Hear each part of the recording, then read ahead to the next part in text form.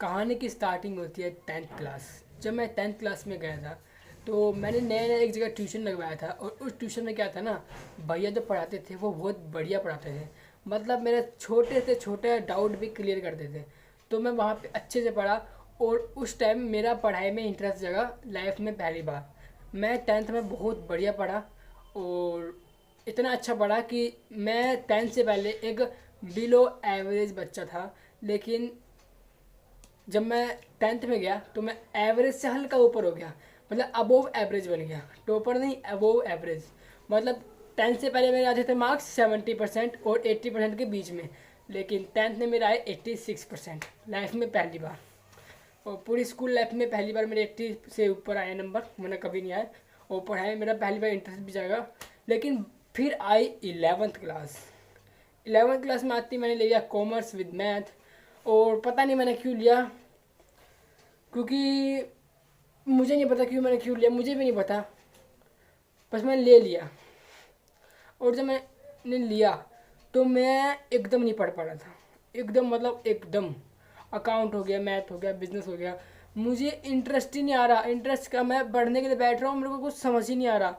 मैं मानता हूँ कि पहली बार कुछ नहीं आता, लेकिन मैंने बहुत ट्राई किया स्कूल में भी घर पे भी पढ़ने का, लेकिन मेरा वो इंटरेस्ट और वो मज़ा और पढ़ाई में मन, वो मतलब पढ़ नहीं पा रहा था मैं। जो 10th में मेरा था ना दिमाग शार्प, 11th में पढ़ाई में हो ही नहीं पा रहा था मेरा कुछ भी। मैंने बहुत ट्राई किया, पढ़ने का नहीं हुआ। टीचरों ने भी ट्राई किया, पढ़ाने का नहीं हुआ। और फिर 11th में मेरे मार्क्स पता कितने आए, सब में बकवास है, बट अकाउंट में मेरे आए थे 29, 80 में से। सर ने मुझे पास किया जैसे तैसे करके। और रिजल्ट से पहले मुझे ये भी डर था कि मैं फेल ना हो जाऊँ, क्योंकि मेरी बहुत ज़्यादा फट रही थी, लेकिन सर ने मुझे पास कर दिया, जो कि सर ने गलत किया। सर को मुझे फेल ही करना चाहिए था, क्योंकि जब मैंने मार्क्स गिने ना 80 में से मेरा बैठ रहे थे 22 कुछ, और 27 में पास होता है 80 में से आएंगे तो सर ने ग्रेस मार्क्स दे के कुछ कुछ करके पास किया, जो कि बहुत गलत किया सर ने। इससे मैं पढ़ नहीं पाया 12th में भी। अगर मैं 11th में फेल होता तो क्या पता मैं 12th में फेल नहीं हो पाता। देन आया 12th क्लास, सेम वही, मैं पढ़ाई में बिल्कुल नहीं कर पा रहा हूँ कुछ। पढ़ने का बहुत ट्राई कर रहा हूँ, बिल्कुल बहुत ट्राई कर रहा हूँ, पढ़ नहीं पा रहा हूँ। मेरा दिमाग इतना शार्प ही नहीं है, मैं कितना मेहनत कर लूँ पढ़ाई में, मेरे से हो ही नहीं रहा। देन धीरे धीरे एग्जाम आए छोटे मोटे, वो मैंने किए कैसे कैसे करके पास विदाउट चीटिंग। 10th में विदाउट चीटिंग, 11th में विदाउट चीटिंग, 12th में विदाउट चीटिंग। और फिर 12th के जब 11th में पता क्या हुआ था, एग्ज़ाम जब हुआ ना, तो मेरे जो आसपास के बच्चे ना, मैं बैठा हूँ, मान लो एक लाइन में है 5 बेंच, तो हमारी क्लास में थे टोटल 12 बच्चे। तो 5 5 10, दो रो हुई, दो रो के इस दूसरी रो में, दूसरे वाले कॉलम में मैं बैठा हुआ था लास्ट में, और लास्ट के एक पहले। तो मैं वहाँ से दिख रहा है मुझे बहुत सारे बच्चे, और एक सिंगल बच्चा क्लास का टॉपर से लेके क्लास का लल्लू बच्चा, जो कि मैं था, मेरे लल्लू बच्चा से मैं तो नहीं कर रहा था, लेकिन क्लास के टॉपर से लेके मुझे छोड़ के मान लो सभी बच्चे चीटिंग कर रहे थे। कोई भी बंदा ऐसा नहीं था जो बिना चीटिंग कर रहा हो।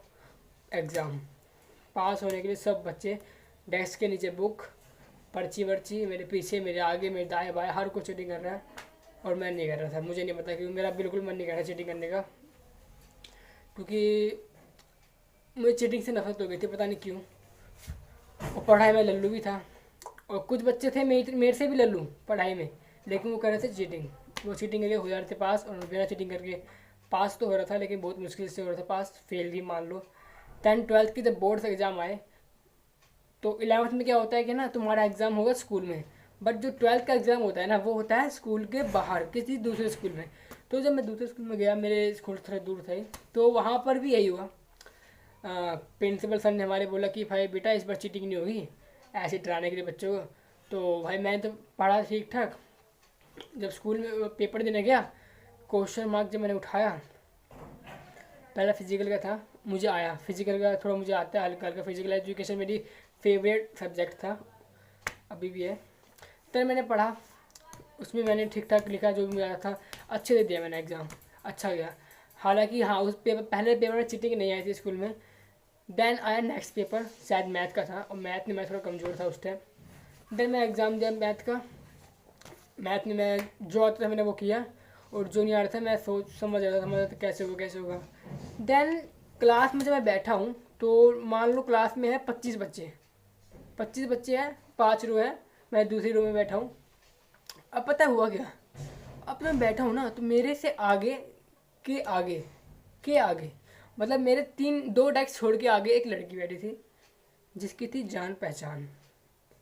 उसके लिए एक बाहर से एक आंटी आई, सिफारिश से लेके जो भी होता है आई और उसको बुलाया।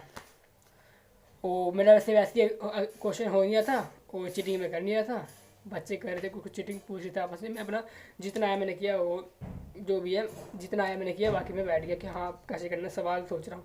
और जो लड़की थी ना उसकी सिफारिश आई, आंटी आई लेके, उसको बाहर बुलाया। एक सेकेंड। तो सिफारिश आई, उस लड़की को बाहर बुलाया टीचर के सामने, पूरा एग्ज़ाम के बीच में उसको इतना बड़ा पर्चा दिया। उसमें नहीं भी तो 40 या 30 नंबर का अपने पासिंग मार्क्स के सारे सॉल्यूशन थे, सारे आंसर थे, उसको दिया। वो लड़की बाहर से अंदर आई क्लास में, एग्ज़ाम टेप दिया और उसको अपने जो भी उसके फ्रेंड्स थे उन्होंने मांगा तो फ्रेंड्स को भी दे दिया। और जो एग्ज़ाम के बीच में टीचर थे उनका रिएक्शन कुछ नहीं, उन्होंने ऐसे रिएक्ट किया जैसे कुछ हो ही ना रहा हो, सब कुछ उनके सामने इनविजिबल है। और मैं ये देख रहा हूँ, ऑब्जर्व कर रहा हूँ कि ओहो ये क्या हो रहा है। और फिर ये हुआ मैथ के पेपर में, मैंने चीटिंग नहीं किया, मैंने उससे ना वो मेरे से बोलचाल होती है ना वो मेरे से बोलती है। मेरे दोस्त ने कहा था कि ले ले, मैंने मना कर दिया नहीं भाई मैं नहीं ले रहा। देन आया नेक्स्ट एग्ज़ाम, अकाउंट या बिजनेस का कोई था, मुझे ध्यान नहीं था। तो उसमें पता क्या हुआ, उसमें उस लड़की का भी सिफारिश आई, उस लड़की के लिए भी चीटिंग आई। नंबर दूसरा स्कूल से भी चीटिंग आई। स्कूल से एक आदमी आया था, मतलब उसी स्कूल का बंदा, लेकिन हमारे स्कूल से कोई आया हुआ देने पर्ची 5 रो थी, 5 रो में हर रो में एक बड़ा पर्चा दे दिया गया और बोला पूरी रो इसी पर्चे से करेगी।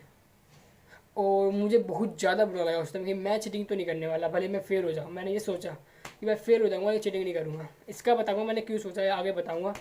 देन उसके बाद उस बंदे ने पर्ची दिया, मैं जिस रूम में बैठा था मैं तीसरे बेंच पे था, आगे से 2 बच्चों ने कर लिया, मुझे पर्ची पकड़ाई गई। मैंने उसे बिना लिखे पीछे पकड़ा दी, लो भाई कर दो तुम, मैं नहीं कर रहा। अब ये देख के ना वहाँ जो मैम आई थी वो मुझसे गुस्सा हो गई कि तू चीटिंग क्यों नहीं कर रहा। सोचो, बस इसे सोचो कि तुम एग्ज़ाम हॉल में हो और तुम बिना चीटिंग के, तुम्हें नहीं आता कोई बात नहीं, तुम चीटिंग से नहीं कर रहे हो, तुम भले ही फेल हो जाओ, लेकिन तुम्हें फोर्स किया जा रहा है कि तू चीटिंग क्यों नहीं कर रहा। चीटिंग करवाने के लिए फोर्स कर रहे हैं एग्ज़ाम में जो भी आते हैं, इन्विजिलेटर जो भी कहते हैं उन्हें। उन्होंने बोला चीटिंग कर, मैंने बोला मैम मैं नहीं करूँगा। तो उन्होंने बाकायदा आके मेरा हम लगी पकड़ इसे और मैं मेरे सामने लिख। तो मैंने कोई बात नहीं मैं लिख देता हूँ, मैंने लिखा। और फिर जब वो गई तो मैं पूरा कांटा मार दिया, मैं लिख दिया कि ये जो किया है ना मैंने चीटिंग करके लिखा है और ये मेरे से फोर्सफुली चीटिंग करवा ले, प्लीज़ मुझे फेल कर दो। मैंने बहुत ही मैं अजीब लग रहा हूँ हंसते वक्त कि कितना गंदा हूँ मैं गंदा, पहली बात तो बता दूँगा आपको। देन हुआ क्या, स्कूल के जो मैं बताता हूँ, स्कूल है ना हमारा जो थोड़ा नामी स्कूल है, बढ़िया स्कूल है, तो उनका मानना ये है कि ना अपने स्कूल में ना नाम चलता है और उसकी ना जो वैल्यू है ना, स्कूल का जो नाम है वो ख़राब नहीं होना चाहिए। तो हर बच्चा पास होना चाहिए, भले ही वो बच्चा पढ़ के हो या फिर चीटिंग करके हो। इसलिए उन्होंने चीटिंग भेजी और बस मैं चीटिंग लिखा और मैंने काट दिया। मैंने लिख दिया भाई मैंने ये क्वेश्चन चीटिंग करके लिखा था, प्लीज़ में नंबर मत देना। मैंने लिख दिया, बाकी गए सारे पेपर और हाँ मैं फ़ेल हो गया। 12 बच्चों में से 11 बच्चे पास हुए और मैं अकेला फ़ेल हो गया। अब बता दो मैंने चीटिंग क्यों नहीं करी। अब बोला कोप कर रहा है, कोप कर रहा है, भाई वो तो आगे पता चलेगा लाइफ में क्या वो कर रहा हूँ मैं। अब तुम्हें एक बताता हूँ मेरे टाइम दिमाग में क्या चल रहा था जब मैं एग्ज़ाम में था। एक रूम है, रूम के अंदर 12 बच्चे जाने हैं और 12 बच्चे में से जिसमें से 8 बच्चे हैं जिनको आती है साइकिल बढ़िया चलाने, प्रॉपर चलाने साइकिल आती है। अब 8 में से 2 बच्चे हैं जिनको साइकिल थोड़ी कम आती है, अच्छे से नहीं आती, ऐसे बैलेंस नहीं बिगड़ता और रेस में भी धीरे हो जाते हैं। लेकिन बाकी जो 2 बच्चे हैं ना वो पता है कैसे चलाते हैं साइकिल, उन्हें कोई सपोर्ट करता है। वो टायर के बगल में वो छोटे छोटे पहिए नहीं होते लगा लेते बच्चे, वो लगा के चलते हैं और कोई और पकड़ के चला के चलते हैं, वरना वो बंदे साइकिल नहीं चला सकते हैं। अब इमेजिन करो उस रूम में हो रहा है कंपटीशन। उस कंपटीशन में जिस बच्चे को जो बच्चा पहले फिनिश लाइन कंप्लीट करेगा साइकिल चला के, वो होगा विजेता, बाकी फेल।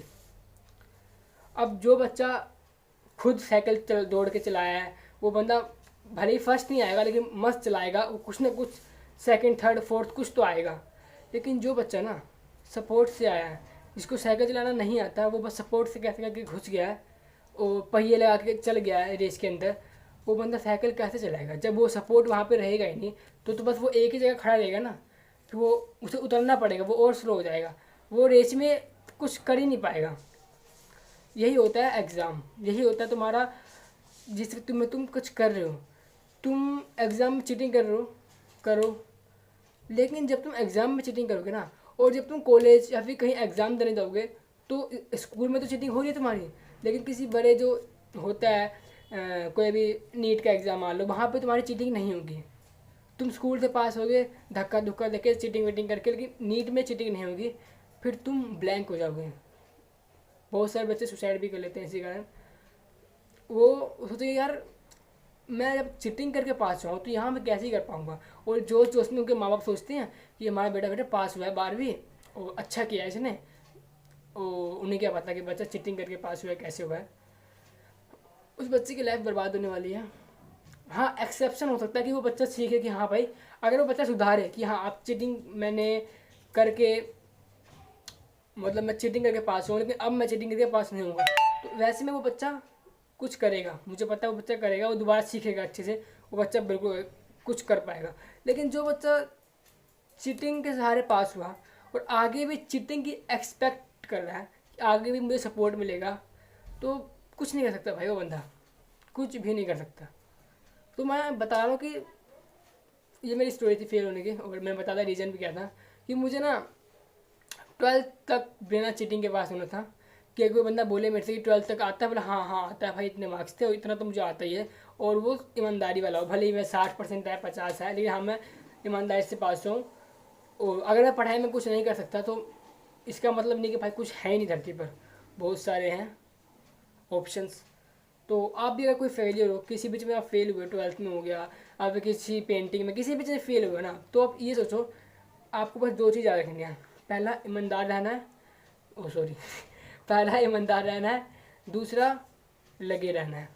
ईमानदार रहो और लगे रहो, एक दिन तुम पक्का, जब तुम उस पे लेवल पे पहुंच जाओगे ना, तुम्हें जब पीछे मुड़ को देखोगे ना, तुम्हें पता क्या दिखेगा, भरा एकदम फूल से भरा हुआ गार्डन, कि यार मैंने इतने फूल लगाए, अब इतना बड़ा गार्डन बन गया। और जो बंदा चीटिंग करके पहुंच जाएगा ना उस टॉप पे, और पीछे मुड़ेगा ना, उसे मिलेगा गटर, नाली, कीड़े, कि यार कितना गंदा रास्ता था जिससे मैं आया हूँ, और वो खुश नहीं रह पाएगा। बल्कि तुम जो बिना चीटिंग के एकदम ईमानदारी से रहा है, अपने रियल में मेहनत की है, वो बंदा खुश रहेगा लाइफ में। ये अभी तुम्हें शायद समझ ना आए, जब तुम फेल हो गया या फिर जब तुम थोड़े और मैच्योर हो गए ना, तब तुम्हें ये बात समझ आएगी, अभी किसी को घंटा समझ नहीं आने वाली। तो ये थी मेरी स्टोरी, और इससे अगर आपको कुछ सीखने को मिलता तो यही है कि चीटिंग मत करना, ईमानदार रहना और लगे रहना। जय हिंद, जय भारत।